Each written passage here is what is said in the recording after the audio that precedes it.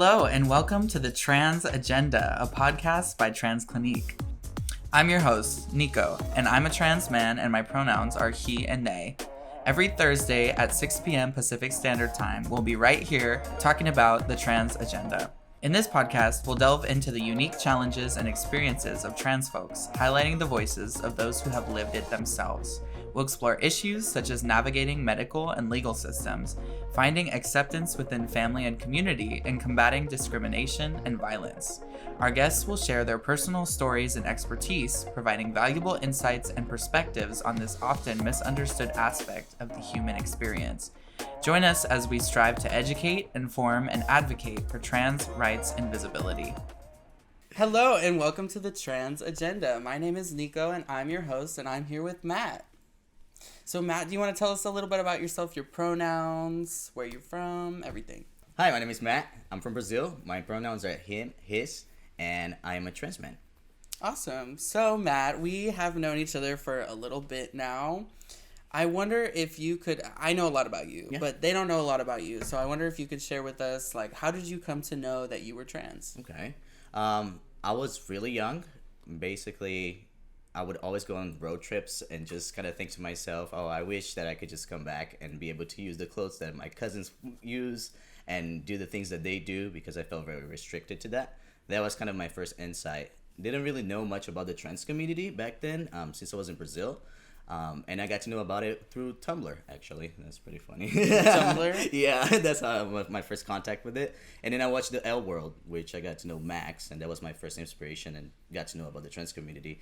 And once I started doing more research, that's kind of, where things pick up. Yeah, I also was a Tumblr gay, but I was a lesbian on Tumblr, so that was what I was doing. So, here it's very different from Brazil. And you've told me a little bit about what it's like to be trans in Brazil. I wonder if you could share with us, like, the differences that you notice. Yeah, I think that community-wise, as when I was in Brazil, at least, I've been here for 8 years now, but community-wise, we didn't have much community. There was not much attention to the trans community.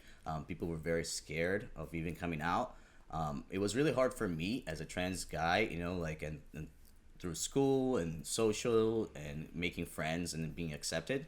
So I think that the main difference that I've noticed from here, at least from the time that I got to the United States, it's mainly the fact that I feel more welcome. People don't really think much about me being trans, at least in the San Francisco Bay Area and with the community that I have.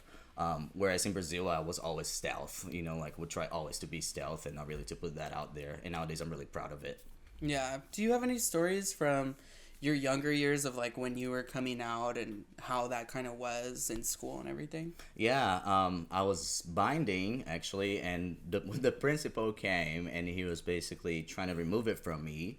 That was pretty traumatic. And then I had a teacher as well that trying to chase me through the classroom, trying to put lipstick on me because she didn't believe that I was trans when we were going through the list of who was in class or not. Another traumatic over there. But I think that's the two main stories that really stick with me from school and, like, growing up and, my first years of transition. Yeah.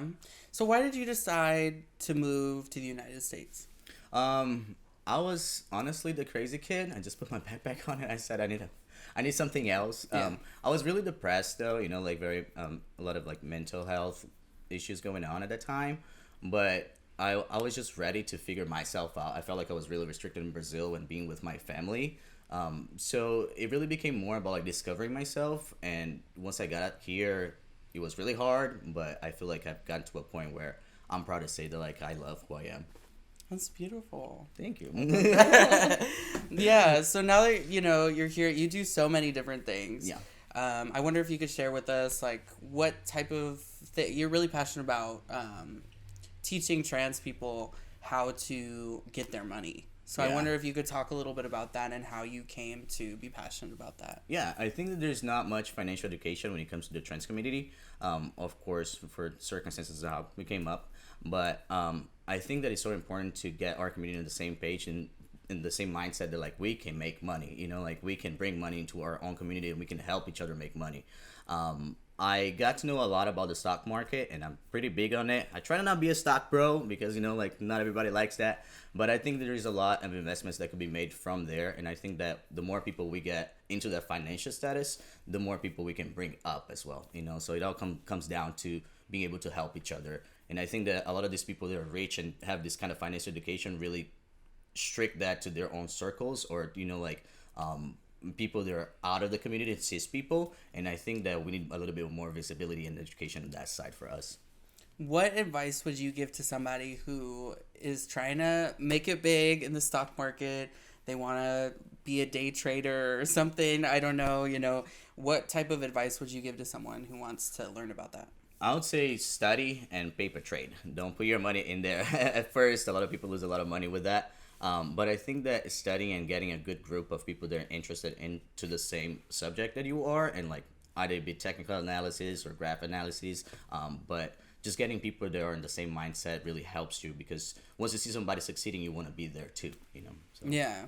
And then maybe some advice for somebody who's a little bit more casual about it, like they're not really interested in the stock market. A lot of us aren't, but they still want to make their money. That's fair.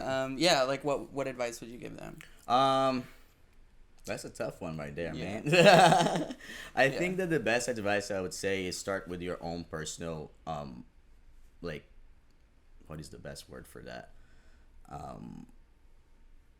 Budgeting. I think that will be the best word. It's like really getting a hold of your financial situation now and utilizing your 9 to 5, to make investments outside, and having maybe a side gig, a side hustle really helps with that, because then you can reinvest that money into creating more wealth. So I think that the first step always will be to look, inside and look into your own finances and see where you can improve on that. Yeah.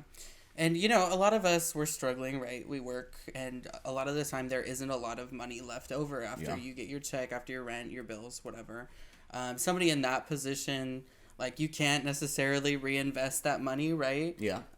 Do you have any, have you been in that situation? How would you deal with that? I think it comes down to, again, if you focus on your base, right, your budget, and what you can do, even if you don't have money, you can always invest in education. So the more you learn, even if you don't have the money right now, you can apply that knowledge later on once you do have the money, right? So while you're unable to make that investment, while you're unable to save, really focus on yourself and how you can get out of that situation. And then from there on, you can think about where can I invest and how I'm going to invest and how can it produce more revenue for myself, right? I love that. You're so hot when you talk about money. Well, anyway, what do you think is the best part, the hardest part of being a trans man here in San Francisco, who's from Brazil? I think that I've been learning how to be more present in my community. I just was stealth for the longest. I kind of, didn't really go out as much.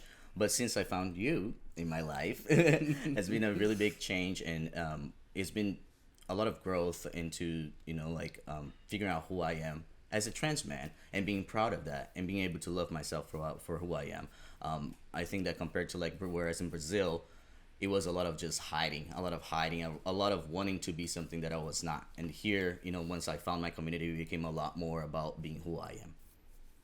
I love that. If you could talk to your high school self, what would you say? I'll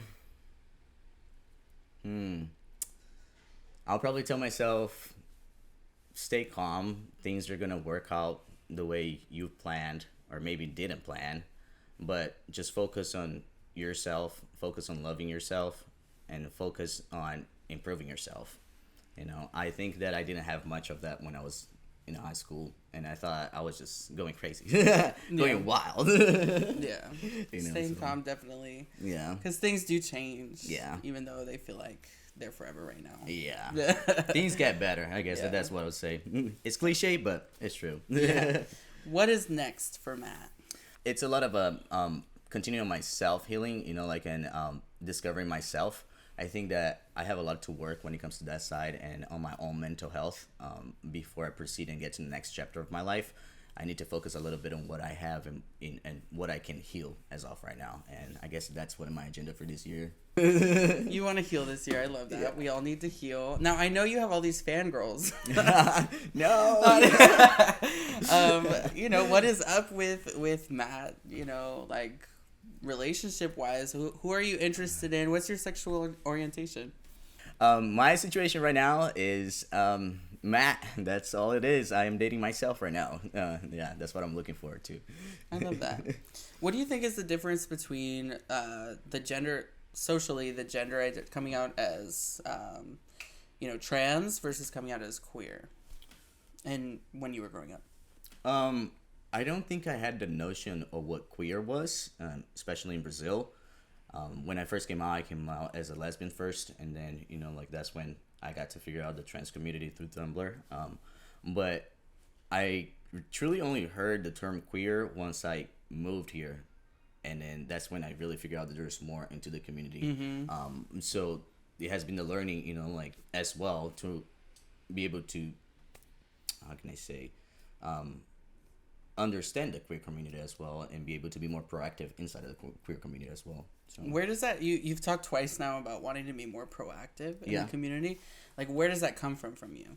I think it comes from never really knowing how to express myself and never really being proud. Living South for so long really caused me to shut myself out of that community. So I think that being more proactive includes finding better ways to support my community to bring more awareness to other people around me that are not so aware of the community and how they can improve on that too. I think that just participating more and being out more in our scene, supporting our group, and that would truly mean at least a start on being more proactive towards that. Mm-hmm. That's beautiful. Well, we've come to the time that I'm going to ask you the question that I ask everybody. What is your trans agenda? Trans agenda. My trans agenda is blank. My trans agenda is honestly I think that I touched a lot on being more proactive, but I think that my trans agenda is while I heal myself, to be able to participate more. Mm-hmm. I guess that's what my agenda is. I guess that's what I truly want this year, is to be able to be more part of the community that has been there for me. You have been there for me so long. All of our groups have been there for me. So I think that's my trans agenda. I want to be there for you guys too. Oh, that's beautiful. Okay, well, thanks for coming on the podcast. Thank you for having me. I appreciate it. Trans individuals face unique challenges every day. From accessing healthcare to navigating legal systems, it is crucial that we work towards creating a society that is inclusive and supportive of people of all gender identities.